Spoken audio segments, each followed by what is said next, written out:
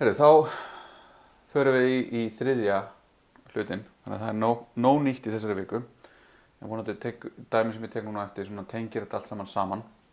En fyrst ætlum við aðeins að skoða hvað Heroku er og hvernig svona filosófían á bak við það að nota Heroku er og hver hún er.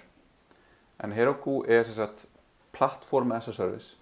Kannski heyrt software as a service sem er þá eins og ég kaupi aðgang að Microsoft 365 og get notað Excel á vefnum. Þannig er ég ekki að kaupa aðgang að software, heldur ég er að kaupa plattformi, ég er að kaupa bara allt sem er bara ég get keyrt minn eigin software ofan að þessu.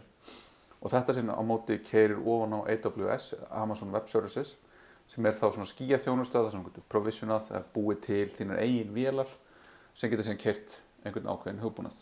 Þannig að það sem Heroku gerir er að gefa okkur þægilegt viðmót ofan á það að búa til þessar vélar og manage þær á Amazon og tengja það sem við GitHub til að geta keyrt forritun okkar bara frekar hratt og örugglega á netinu. Og við þurfum ekki að hugsa að reka sjálf einhverjar vélar. Og þá í því samhengi að hugsa að uppfara Linux-vélun okkar eða setja einhverjar öryggisupphæslur og þess háttar.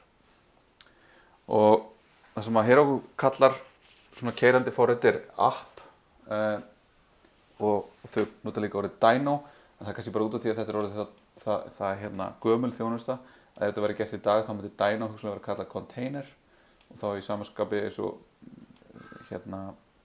eins og Kubernetes eða Docker. Það sem við erum skilgrunum eitthvað svona, ég vil fá svona vél sem er þessa spekka og ég vil að hún keyri upp svona og ég vil að hún keyri síðan upp forritið mitt. Og þá að geta keyrt svona upp vélar hipp sem haps bara.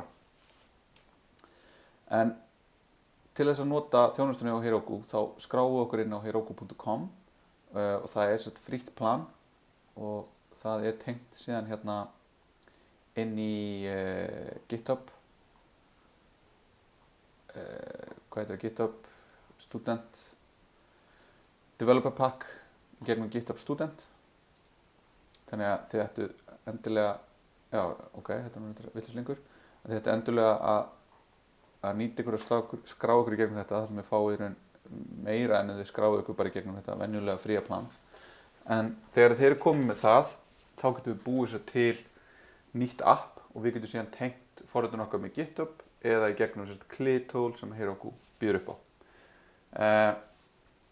Þannig að ef við skoðum þá er ég búinn að skrá mig inn. Ég er með minn bara svona personal account sem er bara tengdur við gömul app sem hafa gert í gegnum tíðina fyrir webforritun og hér er í raun þessi eru þau öll í gangi. Þannig að ég get síðan farið hingað, ég get sagt new app og ég get búið til mitt app. Og ég sagt bara VF 2.2021 Heroku test. Hvort ég hafa kallað það bara Heroku. Ég ætla að hafa það í Evrópu og þá er þetta er US East sem er í einhvers staðar á austurströndinni á Bandaríkjunum ef við veljum United States, en Europe það er þá hýst í Írlandi í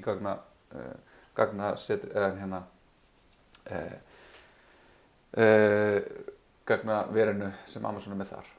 Þannig að þá búum við til þetta app og núna erum við komið með eitthvað app. Þannig að hérna segir síðan hvernig getum við deployað. Við getum deployað með Heroku CLI eða við getum notað GitHub. Og svo er hérna eitthvað annað sem við ætlum ekki að nota. Þannig að við ætlum að nota þessi tvö. Primary Development Language Sign Up. Þið getið sett Node.js, ég held að það skipti einhver máli. Þið getið síðan nota bara hvað sem er, en þið getið í raun keyrt forrit þarna sem eru skrifið í Python eða Rust eða Go eða alls konar. Þannig að Heroku er ekkert bara fyrir Node.js. Heroku CLI leyfir okkur síðan að framkvæma þessar aðgerðir á móti Heroku og þær eru margar. Við getum séð hérna hvað er hægt að gera. En í byrjun viljum við installa Heroku CLI-inu. Og þegar það er komið, þá þurfum við að keyra Heroku login til þess að skrá tólið okkar inn. Þannig að ef ég fer núna yfir í terminalið mitt, ég fer hérna út, gerir \q, gleymdi þetta að nefna það til þess að slökkva á PSQL. Þá er ég hérna með Heroku og ég get séð hérna það er keyrandi, ég er með þessa útgáfu hérna, svo getur ég keypt hérna Heroku, þá fæ ég í raun lista yfir allar aðgerðirnar sem er í boði. Þá er hérna til dæmis hún er ekki tekin fram hérna, en þá er hérna ekki einu sinni login er ekki hérna einu sinni. Ok, en við þurfum að keyra Heroku login og þá segir hún svona núna press any key to open a browser og Q to exit, þannig ég íti bara á enter, þá opnar browserinn og núna er ég þar sem ég loggaði inn hérna, þá byggir hún trausti á því að hún gat farið inn á einhverja ákveðna slóð hérna og ég segi bara login og ég er logged in. Þannig að núna er ég hérna logged in as kjarni@gmail.com og ef ég keyri núna Heroku who am I, þá sé ég er skráður inn sem kjarni@gmail.com. Svo held ég að maður geti hérna Heroku apps. Þá sækir hún í raun og sýnir mér öll öppin sem ég er að keyra. Þannig að ég er í raun með viðmótið sem er hérna á sama. Þannig að þetta er bara aftur svona grafískt viðmót og command line viðmót. Og við munum nota þetta í bland, þannig að þið munum sjá mig nota eitthvað á milli. En ég ætla að reyna að fara svolítið hratt yfir og þið getur skoðað sér nánar þetta 12-faktor app sem er hugmyndafræðin af þeim sem upprunalega bjuggu til Heroku og í raun hvernig filosófían er hvernig þessi app keyra. Og þetta liggur hérna einhvern veginn á milli development og operations eða DevOps eins og oft kallað. Það er að segja þessum forritar og býr til forritið, þessum tekur við forritinu og keyrir það. Oft er þetta sami einstaklingurinn, oft er þetta sikkur einstaklingurinn, en það er þetta DevOps sem krossar þessi tvö boundaries hana. Fyrsta er í raun að codebase okkar sé í revision control og það séu mörg deploy. Það er að segja við erum með eitt app og appið okkar byggir á því að vera með einhvern kóð á bakvið sig sem er í revision control og svo deployum við út frá því hvað er þar. Þannig að við committum einhverju á main branchið okkar í Git, það verður nýtt deploy á appin okkar og það verður þá næsta útgáfa appin okkar. Og þá getum við notað Heroku kliðið til þess að búa til þetta remote sem við getum pushað úr repositoryinu. Þannig að núna ætla ég að taka hérna þetta app sem ég er búin að búa til, Vev 2021 Heroku, og það er þá nafnið á því þetta. Ég ætla að fara hérna, ég ætla að fara inn í þetta, ég ætla að fara inn í Webfoldum 2 og ég ætla að búa til hérna Vev 2 2021 Heroku og ég ætla að fara inn í það.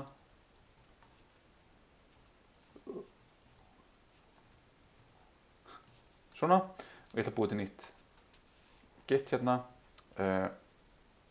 Ég ætla að búa bara til readme skjal. Ég ætla að adda því, git add, git commit, message, nýtt Heroku test repo. Ég ætla að gera hérna, hvað heitir það? Git branch main, rename og master í main. Þannig að núna er ég bara með tómt repo sem er í raun bara með tómri readme skjal. Ég er ekki með neitt remote. Við sjáum það er engin remote. En nú ætla ég að nota Heroku CLI git remote, bara git remote a sem er þá, þannig að ég ætla að segja núna Heroku CLI-inu að búa til git remote sem tengist við þetta app og búa það til, eða búa til tenginguna. Þannig núna ef við segjum aftur remote, þá er ég komið með remote sem heitir Heroku og þá get ég raun pushað úr þessu núna yfir í appið. Þannig að núna er ég búin að tengja þetta við, Git repoið mitt og get tengt þetta. Síðan get ég raun fært þetta frá því að vera í raun locally bara á vélni minni yfir því að vera GitHub sem tengist við Heroku.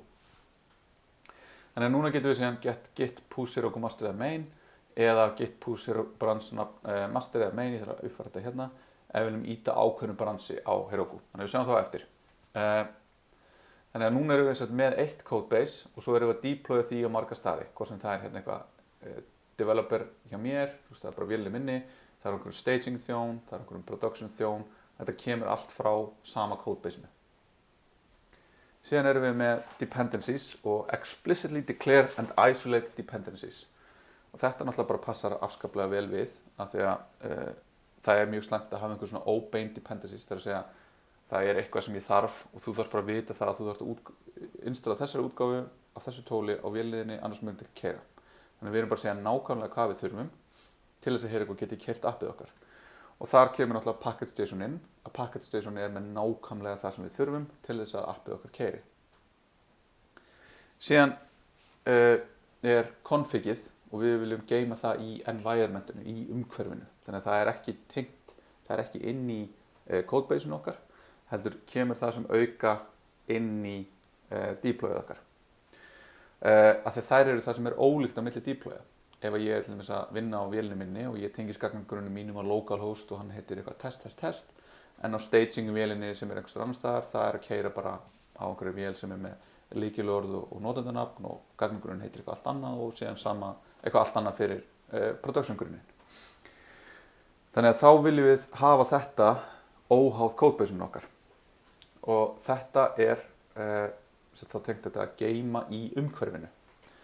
Og umhverfið er aðgengilegt, þetta env, í gegnum process.env og þá eru það í raun breytur, environment breytur sem eru sendar inn í keisluumhverfið eða að við lesum einhvern veginn upp í byrjun í keislun okkar. Þannig að við sáum þetta með hérna port til dæmis, að við þurfum að hafa eitthvað ákveðið port sem að appið okkar tengist við. Í Heroku er það þannig að portinu er úthlutað þegar að appinu er startað. Sem þýðir að það getur verið bara einhver tala og við vitum hann ekkert, þannig að við getum ekki lengur verið með eins og við höfum haft í dæmunum okkar. Þá getum við ekki lengur verið með, ég ætla bara að taka þetta dæmi sem grunn hérna og fara hérna og gera code svona, opna bara nýjan Visual Studio Code Editor hér, opna terminali hér til að geta kert þetta, búa til package.json skjal, búa til source möppu, inn í source möppuna ætla ég að búa til app.js og ég ætla að búa til inn í henni líka package.json skrá. Ég ætla að segja að þetta sé að nota modules, þannig að við erum að nota ES modules hérna. Hér ætla ég síðan að pasta inn þessu, þetta passar ekki við okkur og svo ætla ég að segja hérna npm install save express. Þannig að þá er ég búin að búa til hérna þetta projekt sem er bara að nota þetta dæmi sem við vorum með áðan.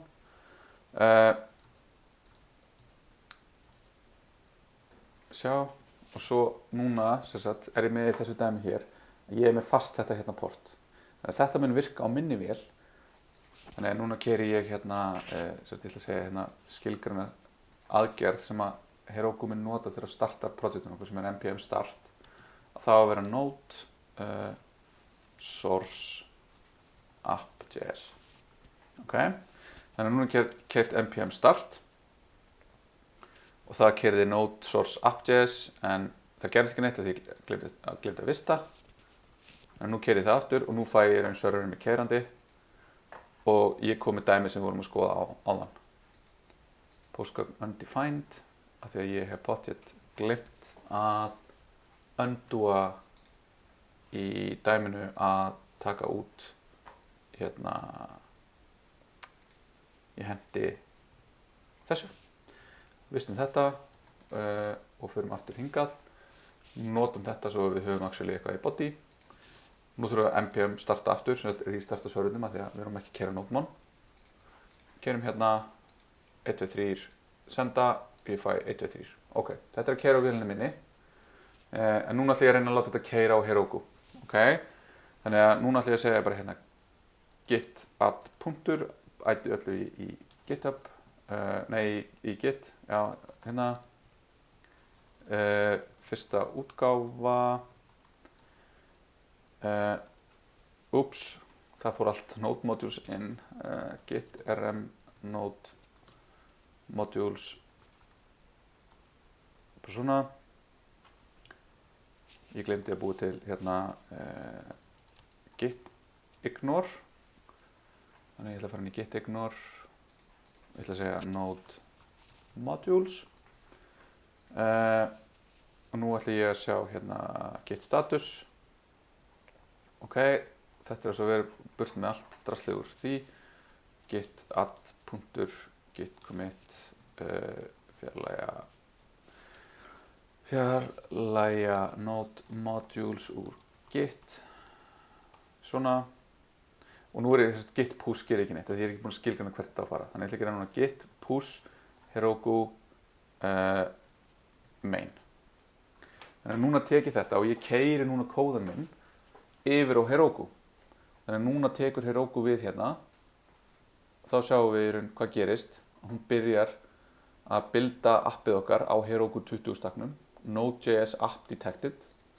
Setur eitthvað hérna, einhverjar runtime environment breytur. Installar því sem það þarf að segja. Þannig að engines.node, við munum úr fyrsta fyrirlestri, við getum skilgreint hvaða útgáfa node við viljum. Þannig að það er unspecified, engines, npm, hvaða útgáfa npm viljum nota, það er líka unspecified. Þannig að þá dettur hún default sem er node 12, npm 6, installing dependencies, installing node modules, nú keyrir hún npm install, build, caching build, pruning dev dependencies, compressing, released og þetta er deployed to Heroku. Þannig að nú fæ ég bara einhverja slóð sem ég get opnað, en nú er eitthvað að.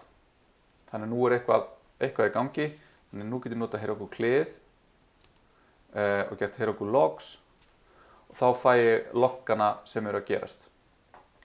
Og ég get þá gert hérna bandleg T fyrir tail og þá fæ ég allt sem er að gerast hérna jafnóðum.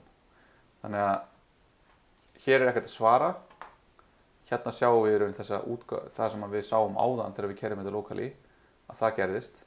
En það er eitthvað pickles í gangi. Við getum líka farið hingað í more og gert view logs og þá getum við sagt hérna, hérna sjáum við. Og sjáum við hérna líka að þetta er komið. Web process failed to bind to port within 60 seconds of launch. Þannig að forritið okkar tengdi sig ekki við skilgreint port sem Heroku gaf því innan við 60 sekundur, þannig að þá sagði Heroku það er eitthvað að crushum appinu.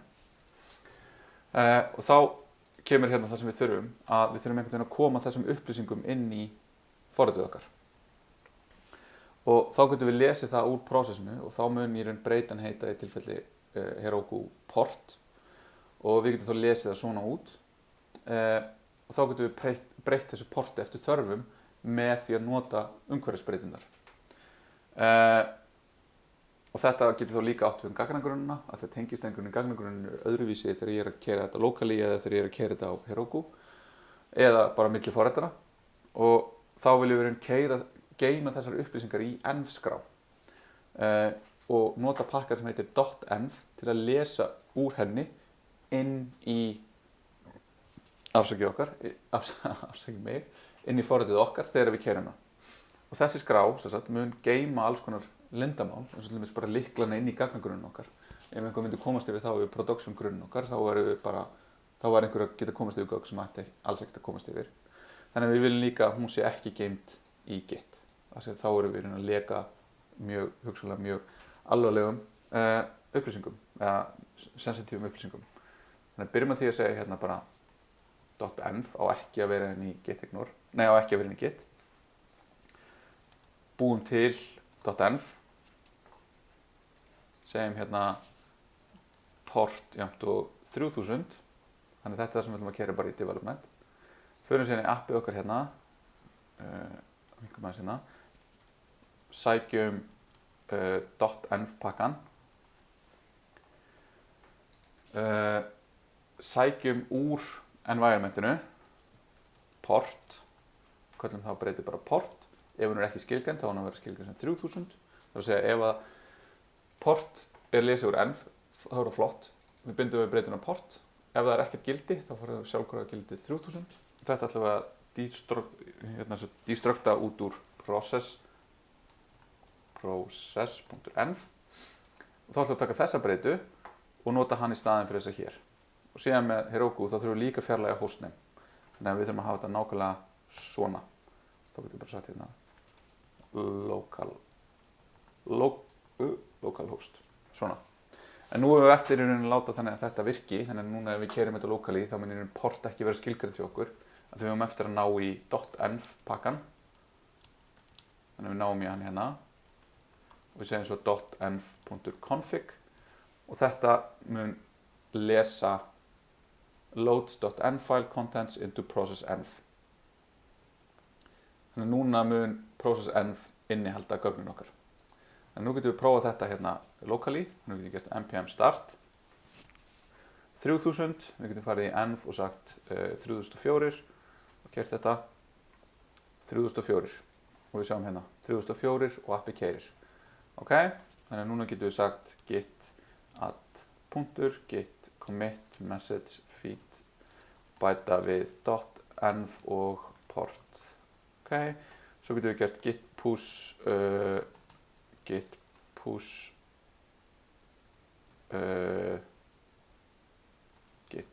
Heroku main bara. Og núna keyrir þetta. Alltaf sama á áður. Bíðum eftir þessu. Við getum líka farið og fylgst með þessu gerast hérna í activity. Það sem hérna build in progress. Það sem við fáum í raun bara nákvæmlega sömu upplýsingar. Og er að gerast hérna. Ok, keyrum þetta.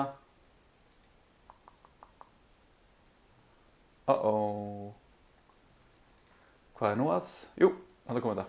Þannig að núna erum við komið með þetta sem við vorum með hérna yfir á þessu slóð. Og þessi slóð er bara aðgengileg á internetinu. Þannig að núna er forritið mitt orðið aðgengilegt á netinu. Og ég get púsað þessu hérna og gert það sem ég vil hér. Þannig að það er mjög cool. Þannig að við vorum búin að fara í gegnum þetta. Aðeins node.env sem ég geti líka að skoða ykkur. Já, hérna, afsakið.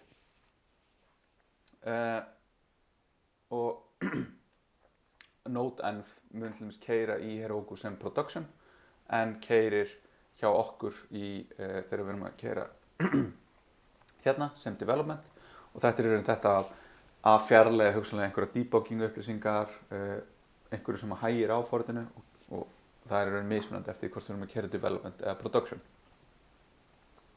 Ok, svo kemur hérna fjórða atriði sem er backing services í þessu 12-factor app og það er í raun að hugsa þær sem attached resources og þá eru backing services allar þessar þjónustur sem við þurfum aukalega fyrir forritið okkar og það getur verið til dæmis eins og gagnagrunnar, eins og Postgres-þjónur, postþjónar ef við þurfum að senda tölvupost, logging þjónustur ef við viljum logga eitthvað aukalega, Redis ef við viljum kassa eitthvað og svo framvegis. Og þetta ættu öllu að tengjast í gegnum svona tengistreng. Og þá skiptir ekki máli fyrir forritið okkur þegar keyrir hvort það er að tengjast einhverju production þjónustu eða einhverju development þjónustu frá þriðja aðila, eitthvað sem við settum upp sérstaklega tölvunum okkar. Bara við höfum url, við tengjumst þjónustunni gegnum það url og gerum það sem við þurfum að gera. Þannig að þá getur þetta verið hérna að fyrir production, þá erum við að nota production hérna S3 bucket til að gema einhver gögn, við erum að nota Twitter API til að posta Twitter og svo framvegis. Og Heroku leifir okkur að setja upp gommu af þessu með add-ons. Þannig að við förum hérna og förum í resources, þá getum við farið hérna og bætt við add-ons og það sem við ætlum sérstaklega að nota er Heroku Postgres. Þannig að ég vel það, ég þarf að submitta hérna. Og ég var að reyna að staðfesta á þann, en þetta hefur alltaf verið í lagi og við hefum ekki þurft í raun að setja upp einhverja verification sem er alltaf í formi kreditkorts. Þannig að prófið þetta og láta mig vita ef það kemur eitthvað upp og þá þurfum við bara að finna út í því. En ég geri þetta og núna er ég með tengdan gagnagrunn. Þannig að núna gerist það sama við gerðum á þann, eins og ég setti upp Postgres og ég bjó til gagnagrunn og nú var það gert fyrir mig í Heroku Postgres þjónustunni.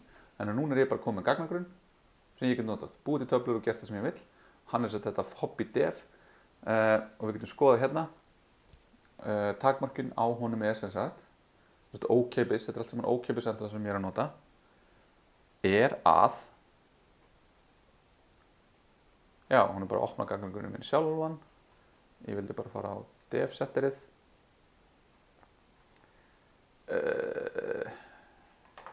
já, hérna, fyrir hérna bara þetta, sem er bara þessi marketplace fyrir add-ons, hérna getum við séð alls konar, við getum farið að senda SMS, við getum farið að processa vídeo, við getum farið að geyma myndir, við getum gert eitthvað öryggisdót, alls konar hérna. En við viljum sjá hérna Heroku Postgres, þá getum við séð nákvæmlega hvað er í boði hérna og fyrir ókeypis útgáfuna þá getum við verið með 10.000 raðir, 1 GB af gögnum og 20 concurrent connections að hámarki og svo getum við séð hérna að þetta styður okkur alveg upp í ef við þurfum að fara í eitthvað svakalegt hérna. 11.000 $11,000 á mánuði og við getum verið með 780 GB í mánuði.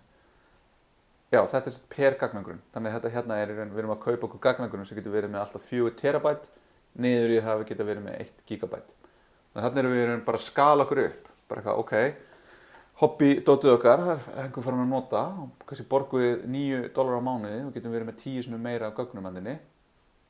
Eða ok, þetta er orðið einhver business og við getum svona skalað okkur upp og niður og við erum bara að borga fyrir það þjónustu sem við þurfum. En núna erum við komin með gagnagrunnin og hoppum aftur hingað. Þá erum við sem sagt búin að provisiona þessu á appið okkar. Hérna getum við gert það gennum klið og þá fáum við þetta database url í environmentið okkar.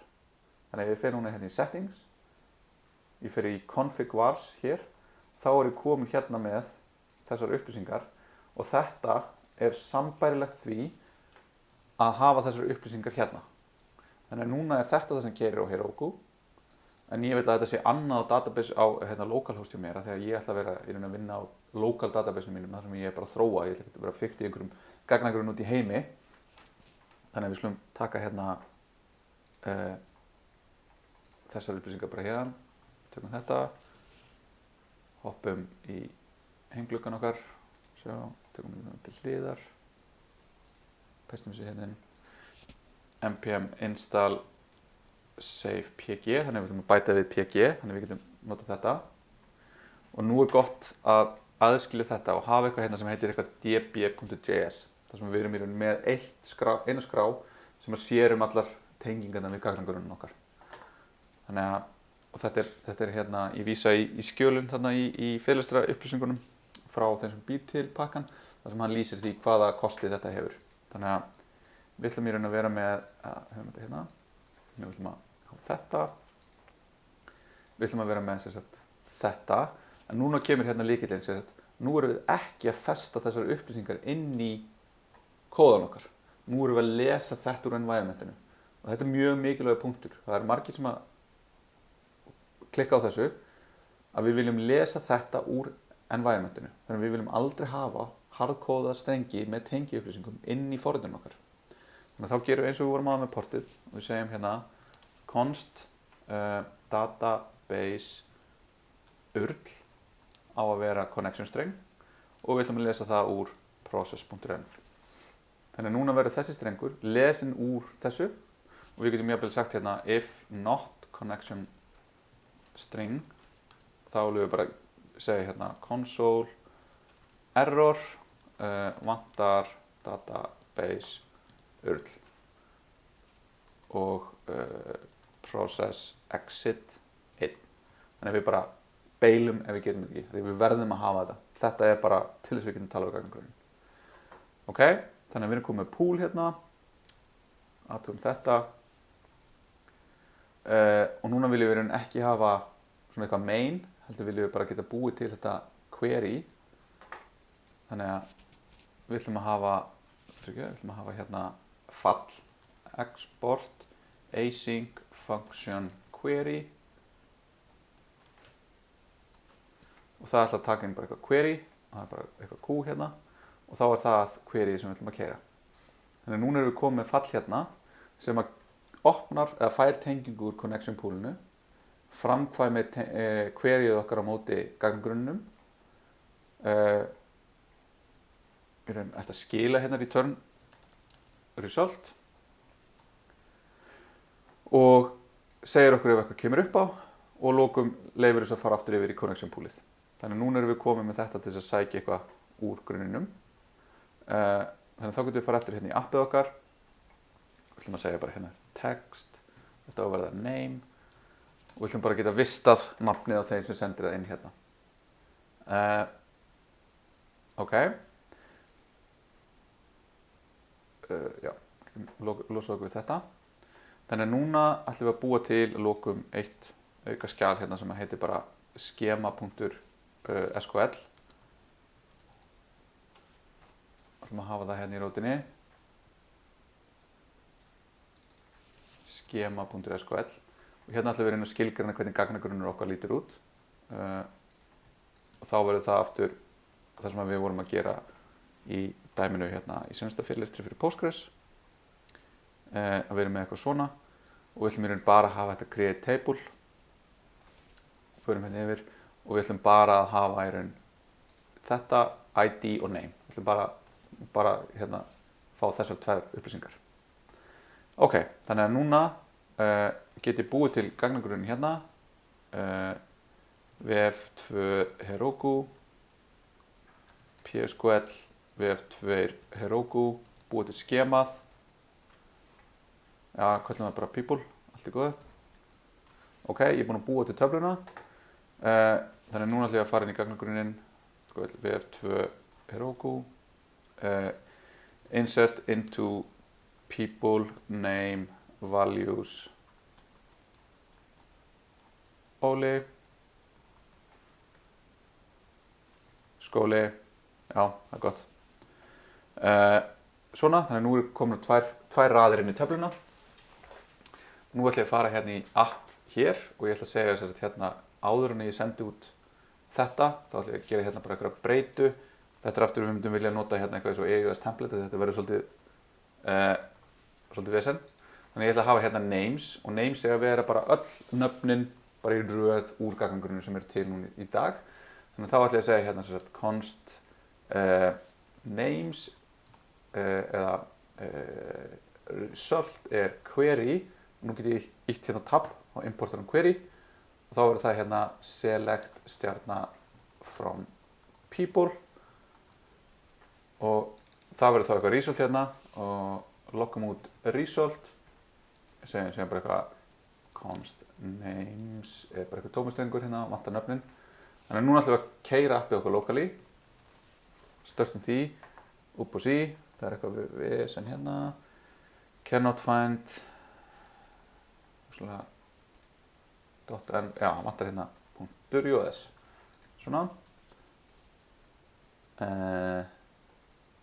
fór þetta eitthvað vilt sem er já, vantar database URL ég var að springa í loft upp út af því að ég gleymdi að setja það inn þannig að hérna þarf ég að setja inn database URL-ið þannig að ef við skoðum aftur hvernig það var hérna í þessu dæmi þá er það þessu hérna formi, svona URL formi það sem er ekki HTTP, heldur Postgres þá var það Postgres ég er í raun með bara þetta, ég þarf ekki út af því ég er að gera þetta locally, þá þarf ég ekki auðkynningu startum ups, vantar database URL .config database URL sjá gerum hérna logum út process.env og hellingur, þetta er í raun bara allt sem er í gangi í tölvunni minni, þetta er kannski ekki að sjá til dæmis inn að nota env development fyllt af einhver npm-dóti ekki í stafrófsröð ok, process env.database URL frekar undefined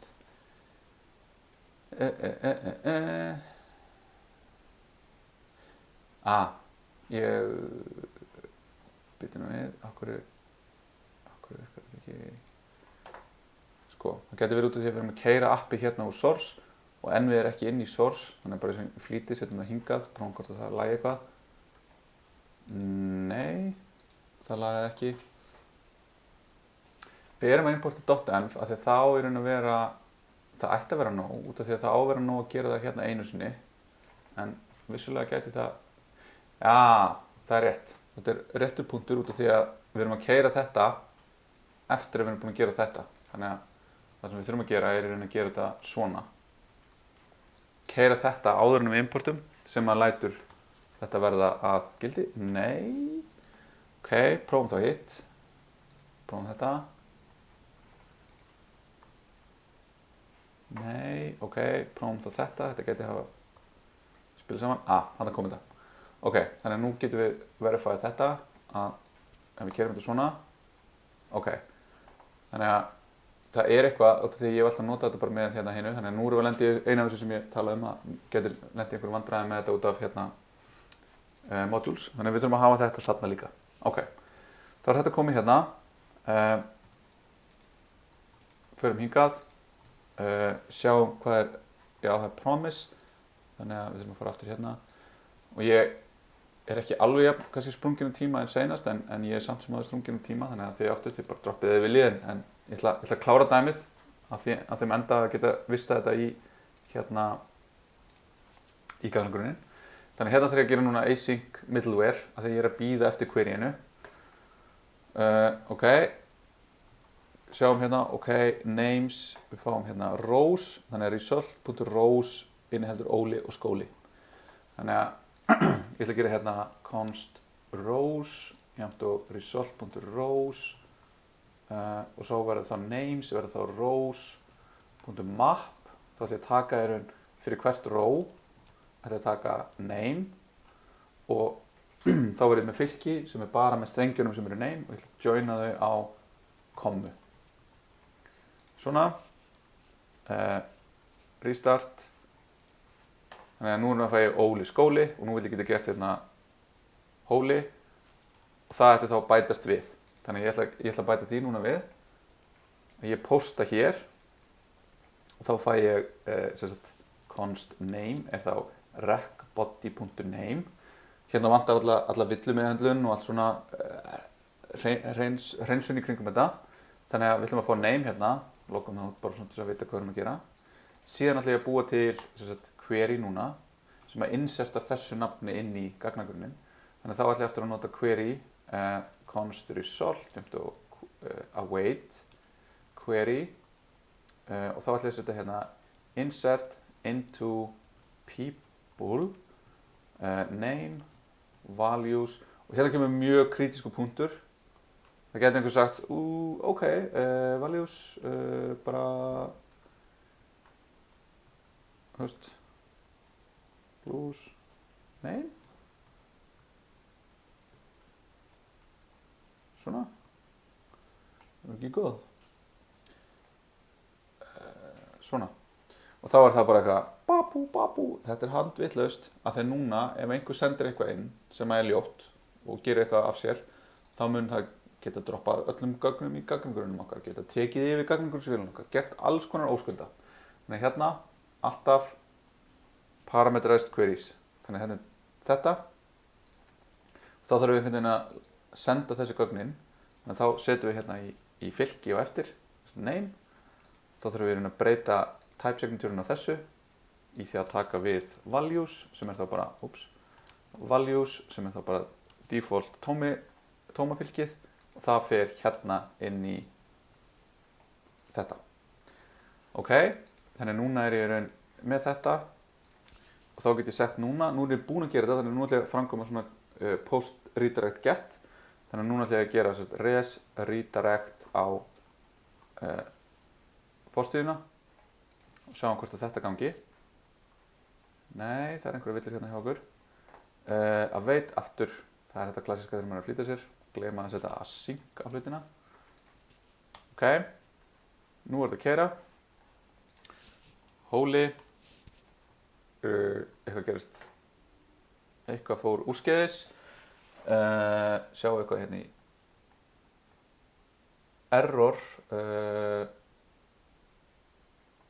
supplies one parameters átti eftir að vista query name við vorum með name hérna Hóli but prepared statement requires 0 Já, sorry, ég ætti ekki að gera þetta svona. Þetta verður svona. Ok. ASTF. Við erum farin að bæta við töflun okkar. Woohoo! Þannig var unique, hver, hérna. Og nú getum við farið hérna og gert PSQL v2 Heroku, select stjarna from people. Og þá sjáum við að við erum að bæta við í gegnum formið okkar og inserta í töfluna og lesa það síðan aftur úr töfluna okkar til þess að byrta á vefnum. Ok, þannig núna er þetta komið lokali, nú er ég búinn að þróa þetta, þannig núna kemur svona ops parturinn af þessu sem er í raun að koma svo á Heroku. Og þá er hérna sem sagt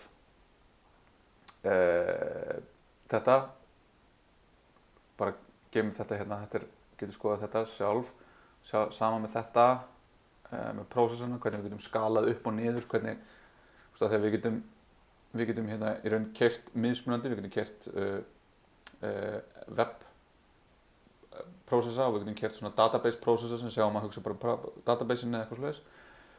Port binding, þetta er það sem við skoðum á hann með að setja portið. Já, hérna er concurrency módelið, hvernig við getum skalað þetta horizontally eða vertically, með því bara bæta við fleiri web-workerum eða splittis upp í mismunandi típur af workerum. Svo disposability sem er þetta að forritun okkar eiga bara að geta startað og stoppað eins hratt og þau geta og það að missa út einn dyno sem kemur sér einhver annar ætti ekki að skipta máli. DevProd, Development og Production og Staging, þetta ætti alltaf að vera eins nálægt hvort öðru við getum. Og logs, og þá er þetta sem við sáum á þegar við munum skoða login. Og við munum skoða það einhvern tímann aðeins meira. Og svo lokum núna admin processes. Þannig að núna erum við með eitt svona admin processes sem við þurfum að keyra, sem er það að búa til grunninn á Heroku og þá viljum við gera það í gegnum eitthvað svona task. Þá getum við búið til skrift sem við getum keyrt með klientinu með því að gera Heroku run og skriftið okkar og þá getum við notað það til þess að búa til gagnagrunninn. Þannig að það sem við getum gert núna, og ég ætla samt ekki að gera núna bara út á tíma, er frekar að sýna ykkur hvernig við getum notað hérna PSQL í gegnum Heroku klið til þess að búa til grunninn. En það fyrsta sem við þurfum að gera er að athuga hvað er hérna. Við erum búin að gera þessar breytingar, við ætlum að bæta þeim öllum við, við ætlum að committa þar, bæta við PG og lestri, skrifum í gagnagrunn og við ætlum að segja git push Heroku main og þá erum við eftir að fara að builda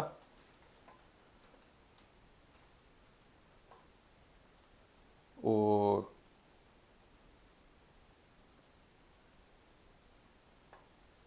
það er komið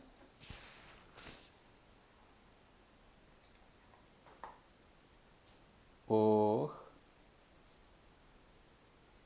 nú gerum við upp Heroku logs, tail, þá er eitthvað að hérna. Relation people does not exist. Þannig að við erum að lenda í því núna að það vantar töfluna. Þannig að ég get gert núna Heroku PSQL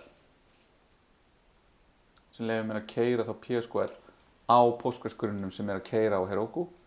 Þá get ég tekið þessa töflu, ég get keyrt hana inn, hún er komin. Ok, nú getum við reloadað, þetta er komið og ég er farin að geta vista í gagnagrunninn á Heroku. En ég get aftur tengst,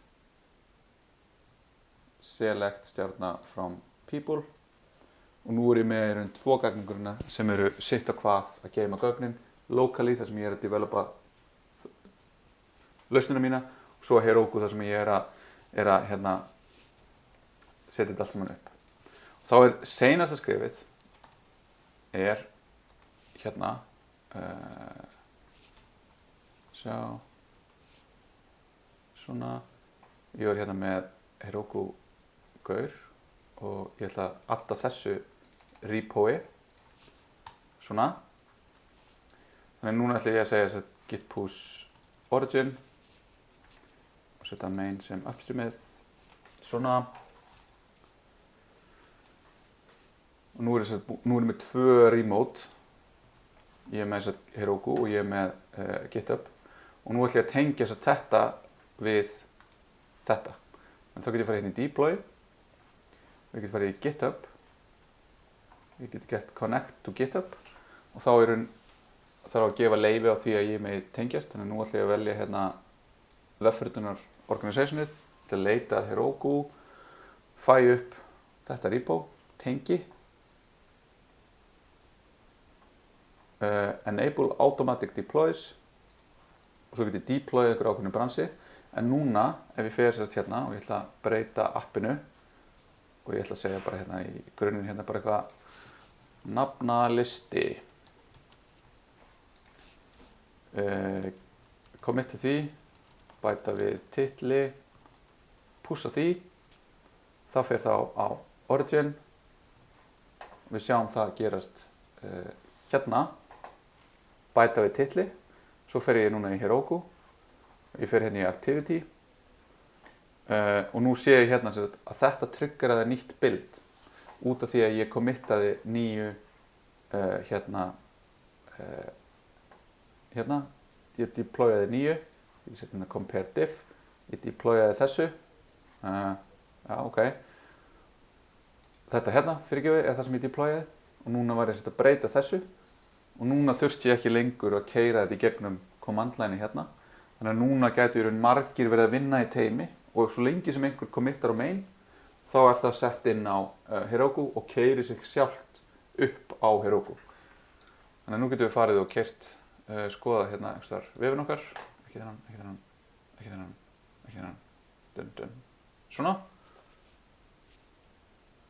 Nú erum við að starta appinu, þetta var fyrsta requestan sem kom inn og nú kemur hérna nafnalisti 2 punktur. Þannig að núna erum við komið með process, þannig að ég get gert breytingar, committa inn í git. Hvað segir Kallinn? Kallinn er bara þess. Og svo getum við núna ónað mig með því að segja eitthvað svona eins og strong, ha ha ha. Og hvað gerist þá? Þá er ég bara að taka HTML-ið alveg hrátt og setja það inn og hver veit hvaða óskunda var þetta að senda það inn. Þeir geti senda inn bara heilan vef þess vegna, þegar við vorum eiginlega ekkert að takmarka, jú, hámarki verið 64 stafir. Þannig að hérna, þetta eru svona fyrstu skrefin, ég er núna að tengja þetta allt saman og fara að búa til svona alvöru vefforrit. Þannig að við tökum í næstu viku auðkenningu á þetta og öryggi held ég að sé planið.